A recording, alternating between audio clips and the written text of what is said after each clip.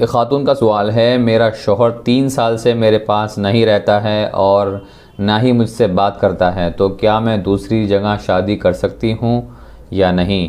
एक मर्तबा शादी हो जाने के बाद निकाह से निकलने के लिए बुनियादी तौर पर 3 रास्ते हैं। या तो शौहर तलाक दे दे, या ये कि औरत खुला का मुतालबा करे, या ये कि शरई पंचायत के ज़रिए से मियाँ बीवी के दरमियान निकाह को फस कर दिया जाए। जब इन तीनों रास्तों से कोई रास्ता नहीं पाया गया, बुनियादी तौर पर अलग होने के जो तरीक़े हैं उन तरीक़ों में से कोई तरीक़ा नहीं पाया गया, चाहे शौहर फिर बीवी से 10 साल भी अलग रहे तो सिर्फ़ अलग रहने की वजह से बीवी उसके निकाह से नहीं निकलेगी। लिहाजा दूसरे मर्द से भी किसी ऐसी खातून के लिए निकाह करना जायज़ नहीं होगा।